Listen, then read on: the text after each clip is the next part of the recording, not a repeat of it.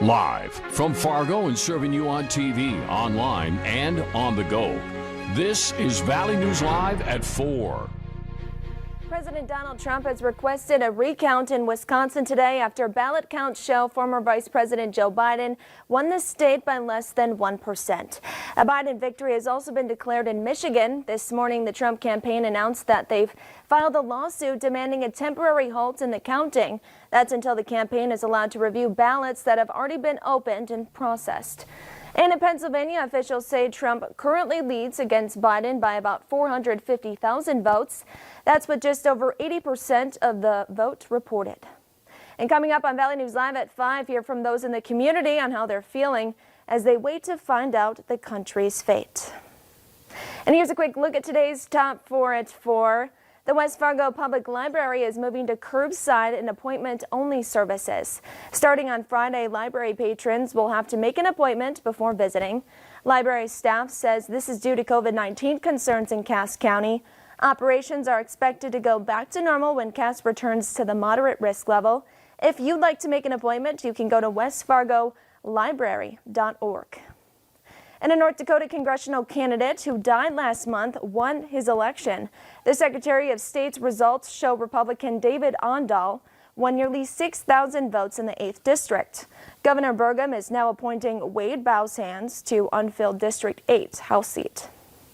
And police say a large group was arrested in the Twin Cities last night. According to Minneapolis police, a large group of people gathered just before 9:30 p.m. The group of 14 people was reported marching down streets, blocking traffic, and shooting off large fireworks. Police arrested 14 people, and the group was arrested on probable cause riot, and one was also arrested for fourth-degree assault.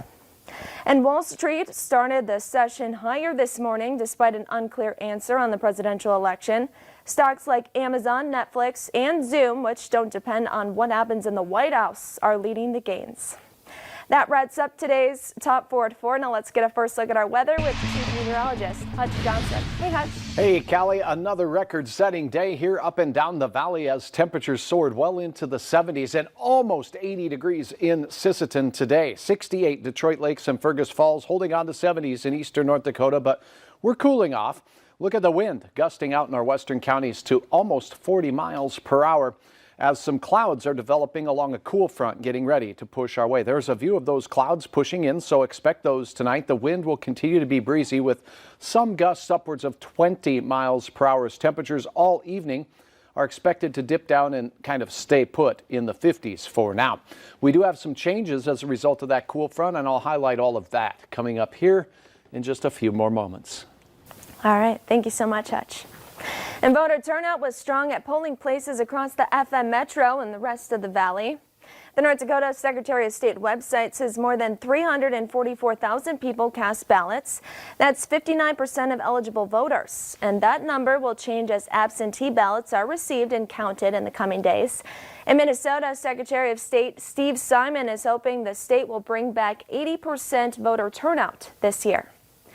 And North Dakota Governor Doug Burgum is thanking voters for their support after being reelected for a second term. The governor easily defeated Democratic challenger Shelley Lenz by a 65 to 25% margin. Lenz says she knew she had a mountain to climb, but her campaign put everything they had on the table and couldn't be more proud of what they accomplished. No, there's nothing I would do differently. I'm glad to have run the way I ran and thrown my hat in the ring and lead our party to our next step. Again, win, lose, or draw. I mean, we are a North Dakota values party. Lenz says people have reached out to the campaign saying their lives have been changed just by her running. And North Dakota initiated Measure 1 would have expanded the State Board of Higher Ed from 8 to 15 members is defeated by a large margin. 72% of voters said no, 27% said yes. The measure would also have increased term limits from 4 to 6 years and barred state employees and officials from membership. And North Dakota initiated Measure 2, which would have given the state legislature the power to pass or reject initiated measures driven by and passed by citizens, was rejected by voters. The latest tally, 62% said no, 38% said yes. And there was an upset in Minnesota's 7th District congressional race. Just before midnight, Republican challenger Michelle Fischbach declared victory over incumbent Collin Peterson. She made the announcement at her watch party in Spicer. Minnesota with a hefty lead in the polls. With 99% of the precincts reporting, she's up 53% to Peterson's 40%. Very excited, ready to go to Washington, D.C. and represent this district with a strong conservative voice and get to work. Peterson did reach out this morning with the following statement saying, "I'd like to thank the people of the 7th District for their support over the years. Serving them in Washington, D.C. had been a great honor, and I respect their decision to move on in a different direction. We ran a strong and positive campaign, but with the president winning this district by 30 points again and the millions in outside money that was spent to attack me, the partisan tilt of this district was just too much to overcome." And in the race for Minnesota's U.S. Senate seat, incumbent Tita Smith is maintaining her lead over GOP challenger Jason Lewis. With 99% of precincts reporting, Smith has just about 49% of the votes to Lewis's 43%. And Republicans are clinging to a majority in the U.S. Senate, but several races across the country are hanging in balance. Democrats are on track to retain control of the House, but not by the margin they'd hoped to achieve. Bafta Yamam is on Capitol Hill.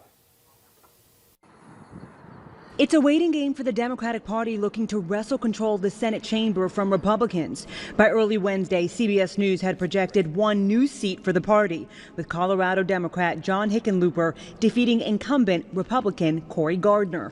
But that gain was offset by Doug Jones's projected loss to Republican Tommy Tuberville in Alabama. Democrats are eyeing Arizona, where it looks like Mark Kelly could pick up a seat from Martha McSally. Thank you, South Carolina. Top Republicans Lindsey Graham and Senate Majority Leader Mitch McConnell both survived challenges from well-funded Democrats, but several races remain toss-ups. I don't know whether I'm going to be the defensive coordinator or the offensive coordinator. By midday, Republican Senator Susan Collins of Maine told supporters her Democratic opponent, Sarah Gideon, called to concede.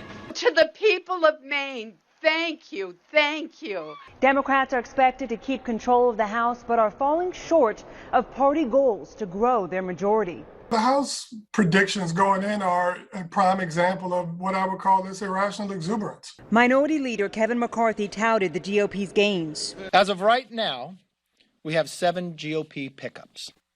We also have 11 outstanding races that I feel very confident that will continue to grow and win. QAnon supporter Republican Marjorie Taylor Greene is projected to win her Georgia district. The president's former physician Ronnie Jackson took a House GOP seat in Texas, and freshman incumbent Democrat Alexandria Ocasio-Cortez retains her New York seat. Bafta Yamam, CBS News, Capitol Hill. 2 days ago. Republicans currently have 48 Senate seats, while Democrats have 47. The remaining 5 seats are still up for grabs. And today marks the start of Valley News Live's virtual food drive for the Great Plains Food Bank. This food drive will help families in need around the Fargo-Moorhead area. Our goal for this food drive is to reach $40,000 and hopefully surpass it. To find out how you can donate, just download our VNL News app and look for the virtual food drive and just click donate. And it's not only Americans who are closely watching the presidential election. The entire world is waiting for results. We'll show you reactions from around the globe next on Valley News Live at 4. Records fall for the second straight day here in Fargo. 74 degrees bests the old record of 70 degrees. It was 81 in Wheaton today. Your hour-by-hour forecast shows some cooler weather on the way. Details are next.